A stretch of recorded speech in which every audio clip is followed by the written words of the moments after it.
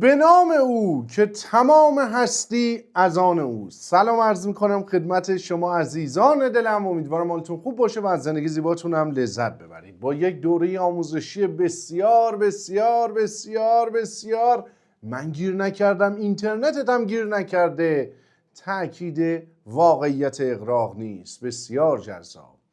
روانشناسی در خدمت شما نازنینان هستیم. سعی ما بر اینه که در این دوره آموزشی تیپ شخصیت شناسی آناگرام یا اینیاگرام به معنای 9 وجهی رو با هم دیگه بیاموزیم. سعی میکنیم از روی این کتاب مطالب بسیار ارزشمند و مفیدی رو به همراه تجارب بنده پیروی مطالعات آکادمیک و غیر آکادمیک در این حوزه بسیار زیبا و جذاب تقدیم حضورتون بکنیم. قبل از اینکه بخوایم راجع به تک تک تیپ‌های شخصیتی بیاموزیم و یاد بگیریم، دوست داشتم در ابتدای امر چند تا نکته حائز اهمیت رو خدمت شما عرض بکنم. این تیپ شخصیتی و این سبک در واقع شخصیت شناسی تاکید میکنم که علم نیست، نظریه است. یعنی به مرحله آزمون و خطا در سایز بسیار بالا صورت گرفته، در مقیاس خیلی بالا و خطای بالایی داشته. در نتیجه نظریه در قالب علم نرسیده، تئوری مطرح شده، علمی نشده، پس صرفاً یک نظر یا یک دیدگاهه. به صورت کلی وقتی ما در قالب مباحث مربوط به روانشناسی و شخصیت شناسی و در حوزه در واقع اجتماعی، در حوزه در واقع انسانی، این کاملتر انسانی، ما میخوایم مطالعاتی انجام بدیم، نمیتونیم با قاطعیت صحبت بکنیم، چون انسان موجودی است در مسیر کمال و در مسیر رشد و دائما در حال تغییر. همچون تک تک موجودات کره زمین روی کره زیبای زمین یا در کل کائنات، کل عالم هستی، همه چیز در حال تغییره. انسان هم از این قاعده مستثنا نیست و این نظریه شخصیت شناسی صرفا نظریه هستش و دیدگاه علمی نسبت به موضوع شخصیت شناسی و در واقع شناخت انسان ها نداره. مثل اون ویدئوی آموزشی که در باب یونگ صحبت کردیم نمیتونه باشه. اون رو شما در قالب در واقع علم شخصیت شناسی میتونید مطرح بکنید و بلا استثناء تمام شرکت ها و سازمان ها و ارگان ها یا مراکز استعدادیابی ازش استفاده میکنن و بهش بسیار اعتقاد دارن. اما بر حسب تجربه فردی شخصی عرض میکنم، تمام اینها در پی طبقه بندی کردن انسان هستن تو یک در واقع چارچوب قابل فهم‌تر. ما در جهت شناخت انسان در حال تلاش هستیم و طبق تک تک تئوری های شخصیت شناسی میخوایم از زوایای مختلف به مقوله شخصیت شناسی یا خودشناسی و دیگران شناسی برسیم. چرا اینی که علم نیست رو ما دوست داریم با هم دیگه یاد بگیریم؟ چون به نظر بنده با اینکه علم نیست و نظریه هستش و درصد خطای بالایی داره، ولی طبقه بندی که در خصوص انسان ها کرده خیلی کاربردی و خیلی در واقع استفاده بالایی داره. ممکنه شما استفاده کردن از سایر تیپ‌های شخصیتی و تئوری‌های مربوط به شخصیت شناسی رو مسلط باشی برای اینکه شناخت نسبت به فرد انجام بدی، زمان بیشتری رو بخوای سپری بکنیم. با یادگیری متد آناگرام شما در عرض راحت به شما بگم 2 دقیقه میتونید شخصیت طرف رو بشناسیم. یعنی این طبقه بندی شخصیت شناسی که 9 طبقه میاد انجام میده، آناگرام به معنای کلمه یونانی یعنی 9 وجهی، 9 تا طبقه کرده. میگه همه انسانایی که وجود دارن توی این 9 تا طبقه، حالا هر کدوم در واقع توی این طبقات هستش و از اونجایی که دیده خطا زیاده و حالا یکی ممکنه توی یک کاتگوری مثلا تیپ شخصیت شناسی 1 قرار نگیره، تو 2 هم قرار نگیره، پس میتونه فرد اصلا 1.5 باشه و نه 1 خالصه نه 2 خالصه. بعد اینا رشد نیافته داره، رشد یافته داره. هدف همشون این هستش که به مرکز دایره که رشد یافتگی هستش که ویژگی مثبت تمام تیپ‌های شخصیتی رو همه داشته باشن و ویژگی‌های منفی تمام در واقع تیپ‌های شخصیتی از بین بریم. همه اینها در واقع هدفشون این هستش که برسن به وسط دایره و دوباره اشاره میکنه به اینکه یک فرد میتونه تیپ شخصیتی 1 داشته باشه ولی در حالت ناراحتی به تیپ شخصیتی 4 بره، در حالت خوشحالی به تیپ شخصیتی 7 بیشتر تمایل داشته باشه. در نتیجه با توجه به اینکه طبق این نظریه شخصیت شناسی افراد در واقع انگار که 3 تا خلق و خو دارند، 3 تا تیپیکال رفتاری و شخصیتی دارند و در قالب در این حال که طبقه بندی میکنه میگه 9 طبقه هستن، ولی در این حال هر کسی میتونه تو 3 طبقه باشه. و باز وقتی راجع به تک تک تیپ‌های شخصیتی صحبت میکنه و هی اطلاعات میده ویژگی‌هاشون رو مطرح میکنه، میبینی که این باز یه سری چیزاشو نداره، یه سری چیزاشو داره. پس باید توجه داشته باشید که باز تاکید میکنیم نظریه است. 2 منبع مطالعه‌ای که داریم انجام میدیم روی همین کتاب هستش و کتاب‌های دیگری که در همین زمینه هستش. یعنی آناگرام فقط همین نیست، اینیاگرام هم کتاب داره و نویسنده‌های متفاوت و با ترجمه‌های متفاوت و از جمعی تمام کتاب‌های اینیاگرام یا آناگرام ما مطالب رو خدمت شما عرض می‌کنیم و اینکه باید ببینید قالبش کدوم برای شما هست یا کسی که می‌خواید نسبت به شناخت حاصل کنید عمدتاً رو کدوم بیشتر داره. چون وقتی نسبت به 9 تا در واقع طبقه بندی تیپ‌های شخصیتی در این کتاب بهش می‌پردازید، می‌بینید شما همه رو دارید، ولی یکیش خیلی غالبه، 2 تای دیگه‌ش هم تا حدودی داره درست میگه. وقتی ناراحت میشم یه همچین خلق و خویی دارم، وقتی خوشحال میشم یه همچین خلق و خویی دارم، تا حدودی داره درست میگه. ولی شما همه این 9 تا رو دارید. کما اینکه ما در آموزش اونم کتاب یونگ در جهت شخصیت شناسی که مطرح میشه متدیک هستش خدمت شما عرض کردم، شما هم شخصیتتون مثلا درونگراست هم برونگرا، اما برونگرا بودنتون غالبه. اینطوری نیستش که یه نفر دائم برونگراست و این از برونگرای بیرون نمیاد، نه، اینم حالاتی در زندگیش به وجود میاد که درونگرا میشه و اصلا واقعا شما تشخیص این که این فرد برونگرا هستش برای شما واقعا سخت میشه. اینه که انسان تغییر میکنه و اگر با دقت به طبیعت نگاه بکنید میتونید متوجه بشید که ما هم خب جزئی از این طبیعت هستیم و این طبیعت دائم فصل ها میاد، دائم در واقع زمستان میاد، پاییز داره، تابستان داره.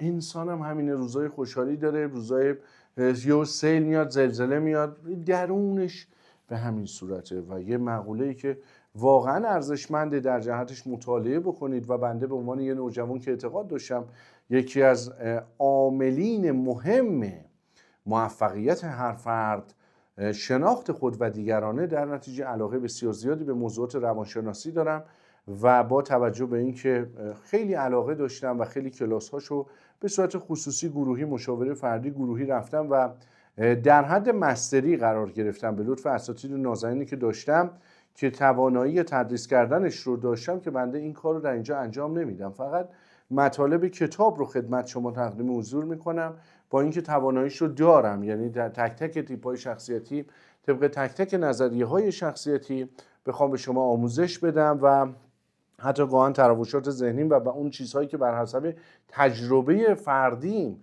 در حوزه روانشناسی به دست آوردم رو بخوام انتقال بدم. اما این کار رو انجام نمیدیم، ما صرفا مطالب مربوط به کتابی که نوشته شده رو خدمت شما نازنینان تقدیم حضور میکنیم و بیشتر جنبه این داره که شما رو علاقه‌مند بکنیم با مباحث روانشناسی، شما رو آشنا بکنیم با اینکه بابا زندگی فقط سهام نیست فقط اینکه چی بگیریم چقدر مثبت میشه نیست، فقط نقره از طلا طلاتر نیست، نه، خودشناسی هم از طلا طلاتره، دیگران شناسی هم از طلا طلاتره. وقتی شما خودتون رو و دیگران رو میشناسید ناخودآگاه پذیرشتون بیشتر میشه، صبرتون بیشتر میشه، خیلی عاقلانه تر میتونید رفتار بکنید، خیلی پخته تر میتونید رفتار بکنید. چون در اکثر موارد شما با افرادی که در ارتباط هستید نمیتوانید تغییرشون بدید و اون فرد اصلا خودش نمیخواد که تغییر بکنه. در نتیجه شما وقتی که واقعیت با آن چیزی که در ذهن شماست نمیخونه، یا باید واقعیت رو تغییر بدی یا ذهنتو. خب در خیلی هم مواقع واقعیت نمیتونی تغییر بدی و این جبر زندگی شماست، رفتار دیگران جبر شماست، تیپ شخصیتیشون جبر شماست، خانواده شما، اسم شما، جنسیت شما، گذشته شما و لا بلا بلا بلا همه جبر شماست. پس با مطالعه روانشناسی شما ناخودآگاه پخته تر میشی، آرامتر میشی، آگاه تر میشی. ناخودآگاه این مخصوصا این متد شخصیت شناسی که بنده خیلی دوست دارم و خیلی از مراکز استعدادیابی با اینکه علم نیست ولی این رو از شما در اون در واقع تستایی که دارن میگیرن حتما تستای آناگرام لحاظ شده و تیپ شخصیتی شما بر اساس آناگرام مشخص میشه. حالا چه دوست داشته باشید مرکز استعدادیابی برید یه تست خیلی جامع و کامل در خصوص تمام در واقع نظریه هایی که در قالب علم به وجود اومده بخواید برید که عرض میکنم خیلی از استعدادها از آناگرام هم استفاده میکنن در جهت اینکه بتونن نسبت به شما شناخت حاصل بکنن و بیشتر با شما آشنا بشن و بیشتر بتونن به شما کمک بکنن. بعضیاشون هم نه، کاملا علمی هستن و صرفا نظریه شخصیتی که در قالب علم پذیرفته شده و شما تو یک محیط دانشگاهی مثلا یک مقاله ارشد یا پایان نامه دکترا میخوای استفاده بکنی، خب میتونی ازش بهره مند بشی. ولی شما از آناگرام در مثلا مقاله ارشد تو هیچ دانشگاهی نمیتونی استفاده بکنی چون رد میشه و توسط استاد مورد پذیرش نیست، چون در توسط جایگاه در واقع جامعه روانشناسی پذیرش نداره. ولی خیلی استفاده میکنن، خیلی از روانشناسا اصلا متد شناختشون یکی از متدایی که استفاده میکنن آناگرام، چون عرض میکنم یک خیلی سریع میتونی اطلاعات رو به دست بیاری، دو ویژگی‌های مثبت و منفی رو سریع میتونی پیدا کنی، سه وقتی با این طرز تفکر که افراد رو به تعداد زیادی از طبقات طبقه بندی می‌کنی، می‌بینی چقدر جالبه ماشینا هم یه همچین طبقه بندی دارن، چقدر جالبه کشورها هم یه همچین طبقه بندی دارن. یعنی مثلا شما وقتی نسبت به این علم روانشناسی شناخت پیدا می‌کنی، میتونی این شکلی استنباط می‌کنی عمده ژاپنی ها تیپ شخصیتی 3 دارن، چون ویژگی هایی که داره تو طبقه بندی تیپ شخصیتی 3 مطرح میکنه خیلی شبیه از ژاپنی هست. یا میتونی بگی که مثلا در آلمان ما میتونیم استدلال بکنیم که عمده افرادی که در کشور آلمان هستند تیپ شخصیتی 1 دارن. در خصوص ماشین ها میتونی این رو استنباط بکنی که مثلا میگی خب پس برند تویوتا یا برند مازدا که خیلی تداوم بسیار بالایی داره، استهلاک کم داره و خیلی عمر طولانی داره، احتمالا خیلی شبیه تیپ شخصیتی شماره 3 هستش و مثلا برندی مثل BMW خیلی شبیه تیپ شخصیتی شماره 7 هستش. یعنی خیلی جالبه که این در واقع این نمیتونم بگم حالا مکتب، ولی این روش شخصیت شناسی در واقع دید قشنگی به شما میده و مهارت و توانایی میده که در خصوص ورای انسان ها بتونی یه همچین طبقه بندی رو داشته باشی. یعنی حتی شما میای دوباره تو گیاه ها میگی مثلا درخت کاج چقدر شبیه تیپ شخصیتی 3 هستش و حسین یوسف چقدر شبیه تیپ شخصیتی شماره 1 هستش، چقدر حساسه، چقدر تغییر میکنه، چقدر بالا پایین داره، چقدر نیازمند حدس کردنه و به این صورت.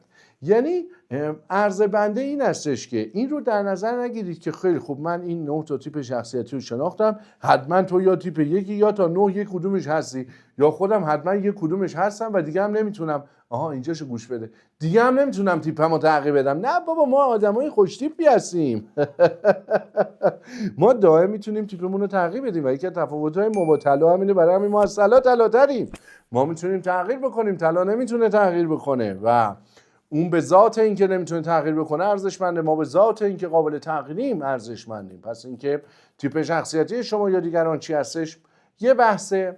این که شما میخوای به سمت کمال، به سمت موفقیت، به سمت خوش‌رودی، به سمت خوشحالی، به سمت اینکه نکات منفی تو کار بکنی کم بکنی، نکات مثبت همه رو در خودت ایجاد بکنی، به سمت اینکه صفات زیبای پروردگار رو در وجودت در واقع نهادینه بکنی، چون از روح خودش در تو دمیده، اشرف مخلوقات هستی. پس هیچ موقع در ذهنتون خودتون رو محدود نکنید و بدانید که با همت از سر عالم توان گذشت. این که یه چارچوب در واقع روانشناسی برگرفته از احساسات، برگرفته از افکار، برگرفته از رفتار، برگرفته از عادات و برگرفته از تکرار شخصیتی شکل گرفته و این کاملا قابل تغییره. لازم به ذکره که خدمت شما عرض بکنم که هیچ تیپی از تیپ دیگری بهتر نیست. یعنی گاهی ممکنه حالا بنده به جهت اینکه علاقه دارم به اینکه همراه مطالب آموزشی بالاخره مزاح بکنیم، شوخی بکنیم، با هم لذت میبریم، یه چیزی آدم یاد میگیره، آدم سر عالم بشه، آگاه بشه، باید لذت ببری، کیف کنه. مثلا میگم این تیپش شیشه اتوماتیک توربو، خب این قطعا از یک بهتره. این یه مزاح هست. هیچ تیپی از تیپ دیگری بهتر یا بدتر نیست، هر کدوم ویژگی هایی دارند. ما نمیتونیم بگیم که تو طبیعت پس چقدر خوبه درخت حسین یوسف یا گیاه حسین یوسف نسبت کاج خیلی بهتره، یا مثلا کاکتوس چقدر مثلا به درد نخوری که همچنان ثابته، از حسین یوسف یاد بگید چقدر تغییر میکنه، یا بنازم به درخت سیب که اینقدر پربار بوده و چقدر بله که مثلا ما نارنگی اینجا داریم. نمیتونی، هر کدوم ویژگی های خاص خودشو داره. بنابراین وقتی شما در زمینه روانشناسی و شخصیت شناسی قدم میذاری و شروع به مطالعه میکنی، این رو باید بدانی که وارد در واقع حوزه آگاهی شدی، وارد حوزه خودشناسی و دیگران شناسی شدی، وارد حوزه این شدی که داری مخلوقات پروردگار رو میشناسی. همشون قشنگن، همشون زیبان و اینها قیاس ناپذیرن. هر کدوم به نوبه خودشون زیبایی های خاص خودشون رو دارن، هر کدوم به نوبه خودشون قشنگی های خاص خودشون رو دارن. بدیهیه که بنده به عنوان یک نوجوان، خیلی نوجوانی، اعتماد به نفس تو برم، به عنوان یک جوان به واقعیت نزدیک شدی تقریبا. در خصوص تیپ‌های شخصیتی که در واقع خدمت شما دارم مطالعه میکنم از روی این کتاب و خدمت شما عرض میکنم، البته که روخانی نمیکنم ولی تمامش رو حفظم بده، ولی رسما مطالب کتاب رو تقدیم حضورتون میکنم. ناخودآگاه ممکنه راجع به یه سری تیپ‌های شخصیتی به یک گونه دیگری در واقع منتقل بکنم مطلب رو، و یه سری تیپ‌های شخصیتی به گونه دیگری که یک معلم یا مدرس باید اولین کاری که بتونه، مهارتی که در خودش ایجاد بکنه این هستش که پیش داوری و قضاوت نکنه و بر اساس تجربه زیستش مطالب رو منتقل نکنه. اما بنده نسبت به خودم این شناخت رو دارم، کما که شما اگر سایر دوره‌های آموزشی ما رو در واقع مطالعه کرده باشید نسبت به این موضوع نسبت به بنده شناخت داری که مثلا بنده خب هیچ سهمی رو نمیخوام معرفی بکنم، ولی میرسیم سراغ مثلا تحلیل صنعت لاستیک، میگم پکرمان شرکت بزرگترین شرکت تولید لاستیک در کشور عزیزمونه، در حال حاضر ارزش بازارش 13000 میلیارد، برآورد سودسازی 3000 میلیارد، سود سهام میگیره لاستیک بارز کردستان 800 میلیارد تومان، افزایش نرخ گرفته از یک بهمن ماه این میتونه سقف تاریخیش رو بزنه، چون سقف تاریخی سودسازیش رو میزنه. شرکت بسیار خوبیه در رده شرکت‌های 14000 میلیاردی و لاب لاب لاب لاب لاب. یومینی 16 دقیقه و 30 ثانیه راجع به پکرمان توضیح میدم. میام تو صنعت لاستیک، میام در خصوص مثلا پارتا، میگم خب پارتا ماتار ساسانیان مورد تایید ما نیست.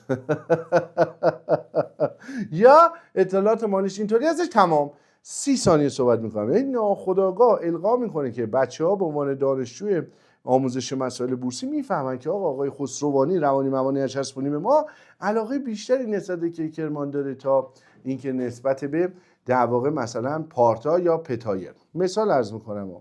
بنابراین توجه داشته باشید که این لزوما به این معنا نیستش که اون تیپ شخصیتی رو بنده پس بیشتر دوست دارم پس اون حتما بهتر یا بدتر. نه، من خاطرات شیرین تری دارم از یه سری از تیپ‌های شخصیتی، چون همین الان باشون در ارتباطم، خب دوستشون دارم و بیشتر علاقه دارم. و ناخودآگاه یه قدرتی که انسان داره بحث قلاب کردن موضوعاته. خب میاد تیپ شخصیتی 2 مثلا میگه افراد مهربان، خود تمام افراد مهربان میاد توی ذهنش، ناخودآگاه بشاش میشه، خوشحال میشه، شاد میشه. بعد مثلا میام راجع به تیپ شخصیتی میگم شکاک. خب همه شکاکا میان چقدر عذابمون دادن، چقدر ارثمون دادن.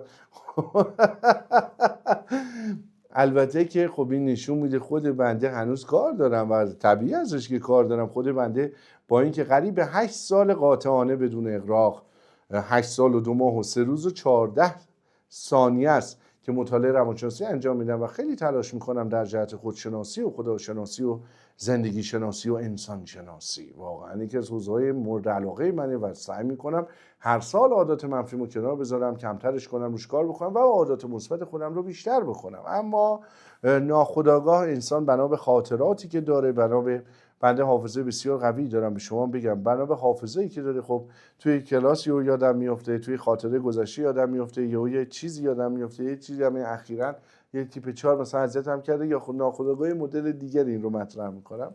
اشتباه برداشت نکنید، همه تیپ‌ها واقعا عالی هستن، همه خوب هستن و این اصلا قیاس درست نیست. تنها قیاسی که شما نازنینان میتوانید انجام بدهید با گذشته خودتون. بنابراین خیلی من دوستش دارم این تیپ شخصیتی رو و خیلی استفاده میکنم و خیلی به کارم اومده. یه چیزم دوست دارم صادقانه به شما عرض بکنم که اصلا چرا آقای بردیا به معنای بلند قامت پسر کوروش کبیر بودیم، خسروانی صلاح خیش را خسروان داند، چرا مثلا در سن 21 سالگی 22 سالگی نسبت به روانشناسی اینقدر اشراف پیدا کرده که از استاد نازنینش مثلا یه همچین مجوزی رو بگیره که بتونه بره در شهرستان‌ها و در قالب نمایندگی بتونه آموزش بده و این علم رو ترویج بده که بنده این کار نکردم چون اهداف دیگری داشتم، ولی به این رده رسیدم. چرا؟ چون به عنوان یک نوجوان نسبت به سنم موفقیت‌های جایگاهی بالاتری نسبت به سنم به دست آورده بودم و یک انسان نوجوانی که در واقع جلوتر از سنش میدوه و مخصوصا به یه سری جایگاه ها میرسه و یه سری موفقیت ها میرسه، افراد ناخودآگاه شک میکنن به اینکه به چه گونه به اینجا رسیده. برای اینکه سری مهر تایید بزنم، سری ارتباط بگیرم، سری رابطه درستی رو برقرار بکنم، از علم روانشناسی استفاده کردم. پس یکی از ابزارهای قدرتمندی هستش که یک انسان اگر بهش مجهز باشه، سرعت بنویسی کنکور اومده موفقیتت رو زیاد میکنه و باعث میشه که ناخودآگاه خیلی قشنگتر، تمیزتر، خوشگلتر، حرفه‌ای‌تر بتونی رفتار بکنی و خیلی بتونه این قضیه در واقع کمک بکنه به اینکه مراتب موفقیت رو سریعتر سپری بکنی. از اونجایی که افراد معمولاً در واقع بیش فعال بگم، حالا دیگه اعتماد به نفس کاذب بی خود به خودمون ندیم، دوست دارن سریع به موفقیت برسن، سریع تمامش کنن، سریع اون چیزی که دوست دارن، اون چیزی که جایگاهی که لایق میدونن برای خودشون به دست بیارن و دوست دارن زمان رو دور بزنن که کار سختی چون قانون طبیعته. خب باید به ابزارهای مجهز باشی. یکیش علم روانشناسیه و یکیش شناخت تیپ‌های شخصیتیه و یکی از اون تیپ‌های شخصیتی که خیلی کمکت میکنه آناگرام یا اینیاگرام. مطالعه این کتاب رو به شما در حین مطالعه دوره آموزشی که در خدمت شما نازنینان هستیم، نمیتونیم بگیم دوره آموزشی ها، دوره در واقع انتقال مطالب کتاب، میتونه قطعا به شما کمک بکنه. تمام کتابای آناگرام رو بنده مطالعه کردم، همشون رو میتونید بخونید. اگر دید بعضیا نوشته اینیاگرام، نترسید، محتواش یکیه. مطلب بعدی که دوست دارم خدمت شما عرض بکنم این هستش که اگر پا به عرصه مطالعه مطالب روانشناسی گذاشتید، در خصوص عزت نفس و اعتماد به نفس حتما مطالعه بکنید. یک کتاب کوچکی هستش که اخیراً بنده هدیه گرفتم در باب عزت نفس و اعتماد به نفس. خب مطالعات زیادی انجام دادم، اینو اخیراً دارم میخونم، همین الان رو دفتر، همینجا تو دفترم بود و اینجا در واقع دوست داشتم به شما معرفی بکنم، وگرنه کتاب عزت نفس مثلا برایان تریسی هم خیلی خوبه و بلا بلا بلا بلا. حتما در خصوص عزت نفس و اعتماد به نفس مطالعه بفرمایید.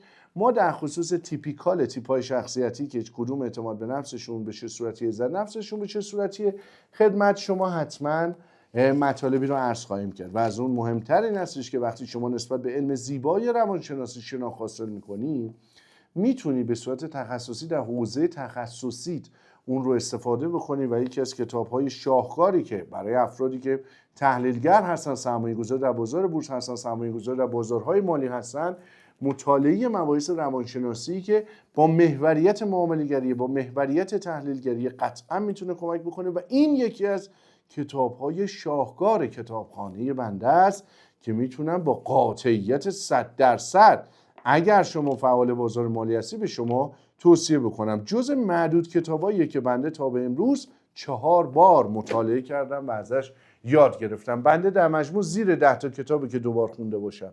این جزء کتاب‌های بسیار خوبه. معامله‌گر منظم جزء کتاب‌های بسیار خوبه در حوزه معامله‌گری.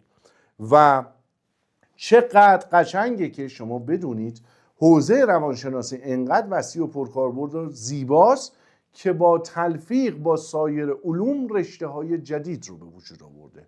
بنده به عنوان یک متخصص حوزه مالی به شما عرض میکنم که ما رشته تحصیلی داریم به نام مالی رفتاری که تلفیق مباحث مالی و روانشناسی است که حالا به سلامتی داره در مقطع ارشد سیلابس بندی میشه، کتاب‌های زیادی براش چاپ شده، داره سطر بندی میشه که افراد در لیسانس مثلا حسابداری، مدیریت مالی یا اقتصاد فوق لیسانسشون رو با گرایش مالی رفتاری بخوان انتخاب بکنن و ایشالا بعداً در مقطع دکترا هم ما بتونیم همچین خدمتی رو به کشور انجام بدیم. بنابراین رشته‌ای که تو دنیا پذیرفته شده و بسیار جذابه که میاد روی در واقع تصمیمات افراد مطالعه میکنه، میاد رو بازارها مطالعه میکنه و میاد از روی دیتایی که داره بررسی میکنه استدلال و استنتاج درست رو مطرح میکنه در قالب نظریه ها و تئوری هایی که خیلی قشنگه که منجر به موفقیت در واقع مالی شما در حوزه مالی میشه با شناخت و علم تسلط نسبت به علم روانشناسی.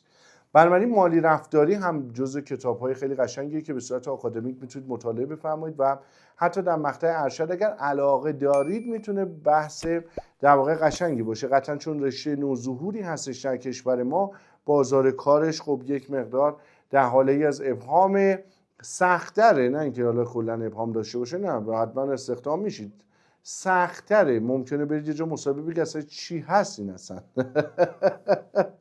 ولی قطعا با شناختی که پرزنتی که از خودتون در جلسه مصاحبه ارائه میدید، قطعا شما به عنوان یه فردی که نیاز داره یه سازمان، نیاز داره یه مجموعه تحلیلگری، نیاز داره یه کارگزاری، یک شرکت تامین سرمایه، یه شرکت سرمایه گذاری، یه صندوق سبدگردان، یه شرکت سرمایه گذاری که مشاور سرمایه گذاری میده، نیاز داره به فردی که اشراف به مسائل روانشناسی داشته باشه. عرضم رو تمام میکنم با این نکته که اگر میخواهید موفق بشوید، اگر میخواهید آرامش بیشتری داشته باشید، اگر میخواهید شناخت بیشتری داشته باشید، باهوشتر باشید، داناتر باشید و مسیر موفقیت رو کوتاه‌تر طی بکنید، نسبت به روانشناسی مطالعه دائمی داشته باشید. انسان باید لایق باشه، باید جمله جان بشه تا بتونه دانشجو باشه. پس دانشجویی در حوزه‌های مختلف رو در دستور کارتون بذارید و مطالعه و یادگیری رو تا ابدالدهر